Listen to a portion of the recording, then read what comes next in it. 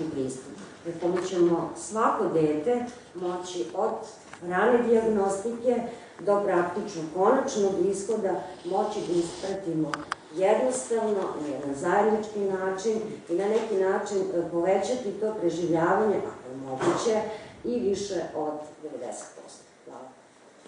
Hvala dr. Živković-Perišić.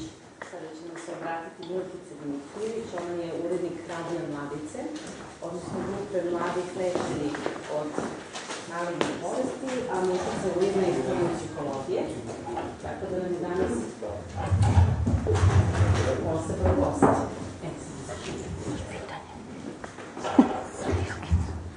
Nećemo eliminirati.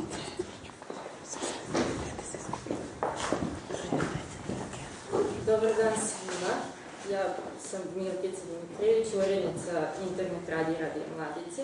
Iskoristila bih priliku da se zahvalim organizatorima što su mi pružili priliku da predstavim naš radio. I moram da naglasim da imam strašnu tremu, tako da prostite.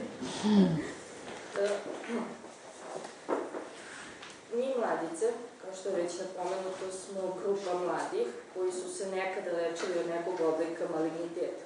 Zašto se zovemo Mladice? Zato što engleska reč survivor je previše ružna i zašto bismo koristili engleski reč kad možemo naše. Tako da smo došli do kovanice jer smo mi svi mladi, to nam je zajedničko i zajedničko nam je ono C koje je oznaka šifara naših bolesti. Kako smo došli na ideju za naš radio? 2012. godine, u julu, čini mi se, Udruženje roditelja dece lečena od raka su organizovali izlet gde smo se mi Mladice upoznali i došli smo na ideju da pokrenemo nešto novo, nešto drugačije. Prvo, pre svega da ispričamo naše priče, da pokažemo da nismo samo statistički podaci i da pružimo podršku onima koji se trenutno leče, da ih ohrabrimo na neki način.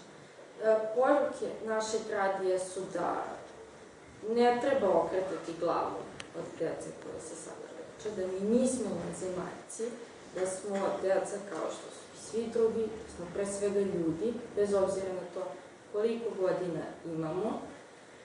Na radiju kroz najrazličitije moguće teme se bavimo našim iskustvom, znači ne potenciramo priču o malignitetu, jer nije to poenta, poenta je da prenesemo neku pozitivnu poruku.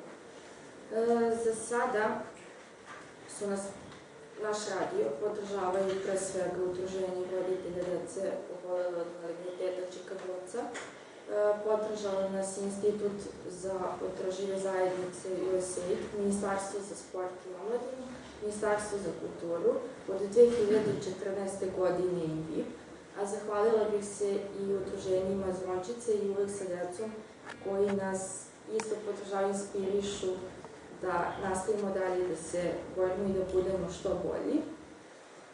Takođe, iskoristila bih priliku da naglasim da smo naš radio predstavljali prošle godine na godišnjem skupu ITIP-a u Bazilu i da smo dobili pozitivne komentare. Znači, ljudima u inostranstvu se svidela ideja za naš radio i ono što mi radimo. Takođe bih iskoristila priliku da najavim neke buduće akcije Mladica koje ćemo sprovesti kroz projekat Zlatni minut i pozvala svašta nešto ćemo raditi i bit ćete pozvani za sve. I želela bih da vas pozovem da 15.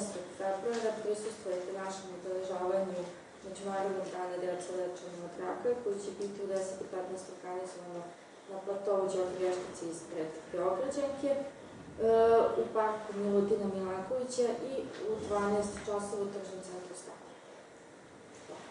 Hvala, nikakve teme. Sad je vreme za vaše pitanja, dragi kolegi novinari, koliko ih ima, izvolite.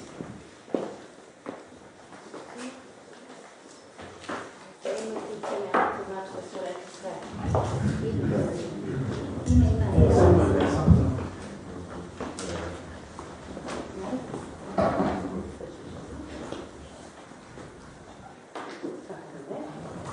Evo samo možda i 5 pitanja, hoćete profesore? Dobro. Profesore Bogdanović, izvolite. Pa evo, pre nego što novinari postavio pitanje, ja bih želeo da izrazim svoje zadovoljstvo veoma dobrom saradnjom sa udruženjima roditelja, posebno sa jednim od njih, Dončica, koje je tu sa nama već godinama i zadovoljstvo što u institutu prva ustanovljena roditeljska kuća za decu obolelu upravo od ovih bolesti i to je jedan odličan primer kako se deci iz svih krajeva koji nemaju mogućnosti i njihovi roditelji da borave tokom njihovog dugotrajnog lečenja uz njih na odeljenjima može na odgovarajući način pomoći. Taj primer su sledili i druge ustanove i drugi gradovi i ja bih se evo sa jednim veoma pozitivnim iskustvom u saradnji sa roditeljskim udruženjem Dončica koje u stvari održava, vodi računa o ovoj roditeljskoj kući koja je besprekorno uređena i sa jednim besprekornim redom i radom te kuće, pozvao na podršku šire društvene zajednice osnivanju i održavanju u funkciji ovakvih roditeljskih kuća. Hvala. Hvala profesor Bogdanović, ovo je bilo dragoceno. Pitanja, izvolite, koleginice. Koji su to novi znaci na koje bi roditelji trebali da obrate pažnju?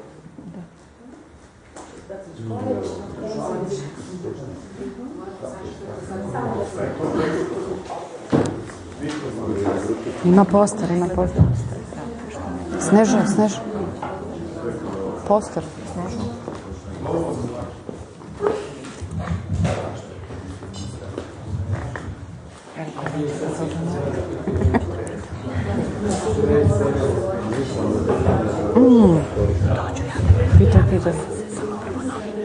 Pitaj. Pa ono na što roditelji treba da obrate pažnju, znači pitanje po dijagnozama, znači to je možda najbolje da bi bilo jasnije. Znači najčešća bolest u Srbiji nije leukemija, ali u svetu je najčešća leukemija i ranije mislim da je kod nas bila najčešća leukemija, tako da je ovo možda slučajno da su tumori CNS-a prošle godine najčešće u Srbiji. Znači najčešća bolest je akutna leukemija, imamo limfoblastu i nelifoblastu i tu je klinička slika potpuno ista. Treba roditelji pre svega da primete da se dete zamara. Znači dete postaje bledo, zamara se, to je znak anemije. Ako malo dete, teško je primetiti zamaranje, ali to je ekvivalent zamaranja, na primjer, odbija da jede. Znači dete slabo sisa, ako je majka, tako je znači u diagnoskom periodu. Pored zamaranja mogu da se jave modrice i takozvane petehe ili tačkice po koži, to je znak hemoragijskog sindroma zbog nekih ćelija koje se nalaze u krvi koje su snižene, znači pored anemije javlja se znači i taj hemoragijski sindrom i javlja se uporna infekcija.